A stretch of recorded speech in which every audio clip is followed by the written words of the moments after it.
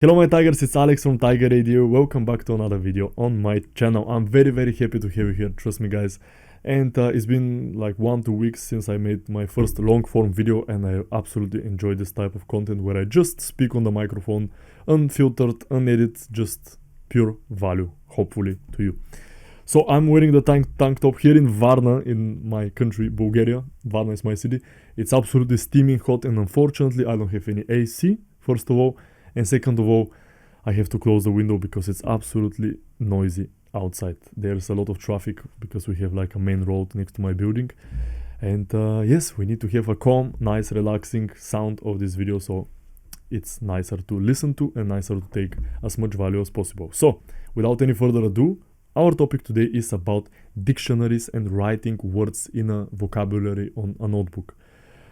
What is the mainstream way of doing things? You know, in general, in life and in language learning, I like to go away from the mainstream. I like to do something a little bit different, because what most people achieve when it comes to life and language learning.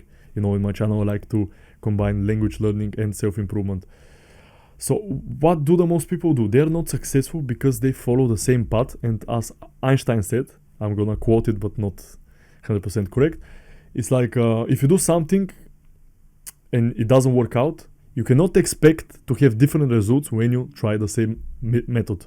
So it's the same when it comes to language learning. What do the most people do? If you haven't checked, there's one video that I've made about courses and schools, why they don't work when it comes to language learning. Yes, the most of the people follow the same mainstream advice, same mainstream system that is teaching languages. So for example, go in the school, you know, follow the textbook, write words in your vocabulary book and just review them, read them all the time, try to memorize them every day. And this never seemed to work. It didn't work with me. It doesn't work with many people that I know, and my classmates, for example, in school, or my students in my courses, because it doesn't work like this. Yes, it's not a bad practice to write something because you engage one of your senses, you know, to write. Because if you handwrite, you engage your brain in a more specific way, which makes it easier to remember the words. But if you take out of your time and just try to memorize, try to read every single word and try to memorize it in your head, it doesn't work like this. Because okay, you can memorize 10 words, 20 words, 50 words, let's say. But when it comes to language learning, there are probably a couple of thousand words that you need to have in your head in order for you to speak at a good level. So what is the alternative of this tactic, of this method? The alternative is pretty simple, guys. Don't write anything in your vocabulary book. Try to memorize everything in your head. How does this happen? It's a two-step process. First of all, as I spoke in my previous video, the language learning process needs to be very interesting to you. That's how you engage your brain's power, let's say. Because if you just write some basic word without any context, without you having any interest in it, without you having a mental picture of this word, then the likelihood of you remembering this word is very low.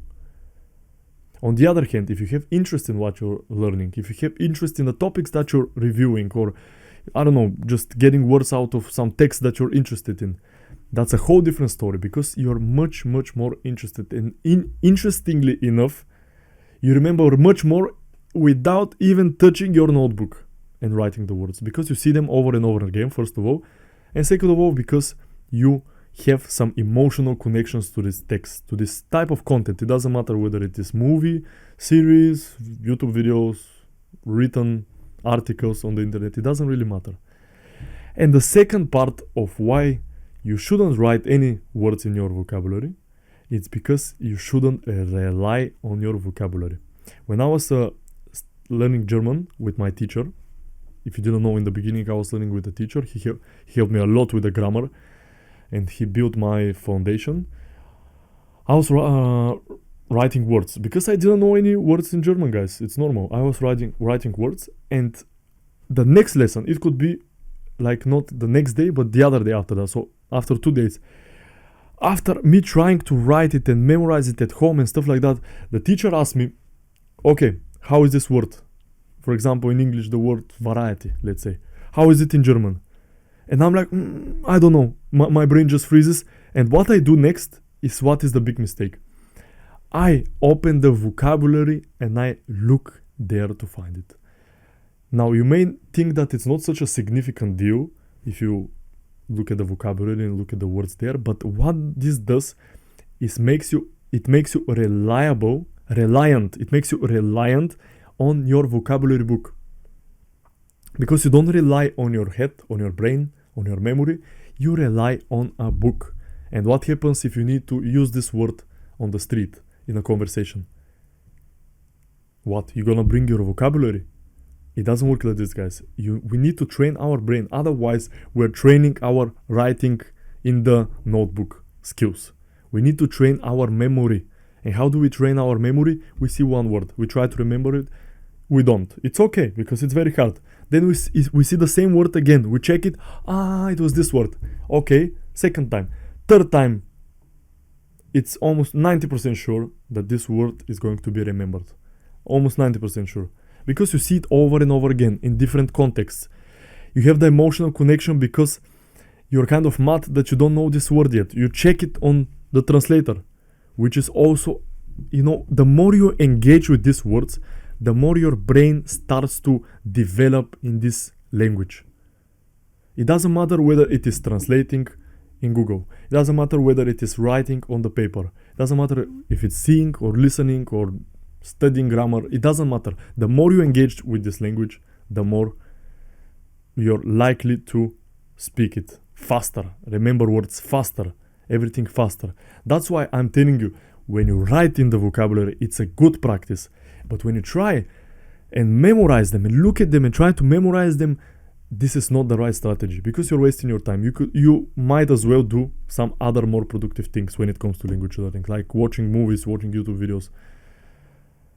So my point is that writing itself is not bad, but trying to memorize, it's a different thing because it's very hard to memorize only words on your paper. I would understand if you maybe draw some pictures or make some, analogy with this word. But only looking at this word, it's so hard to remember it. With my teacher, I told you already, 2-3 times I cannot get the words right.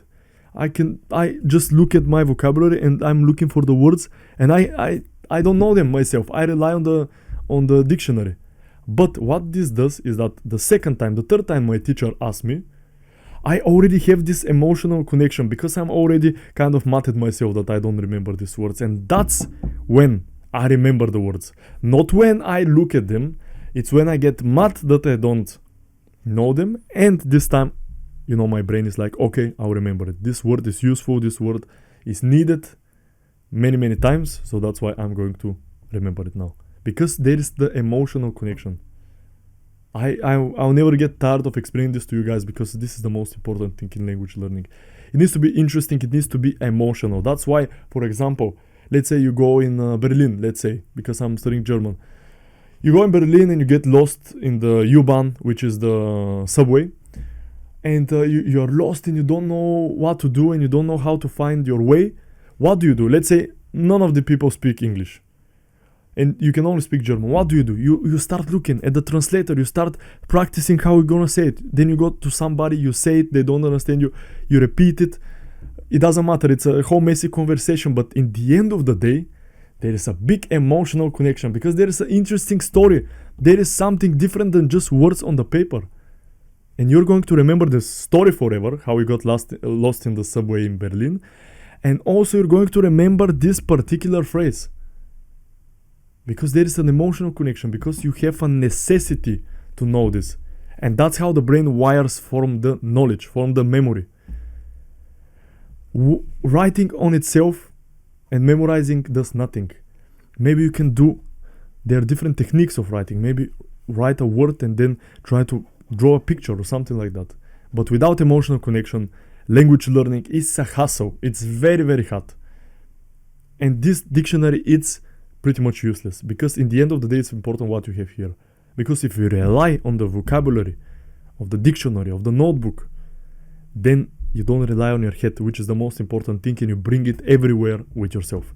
I want to leave with this message, guys. Don't want to keep going and make the video longer.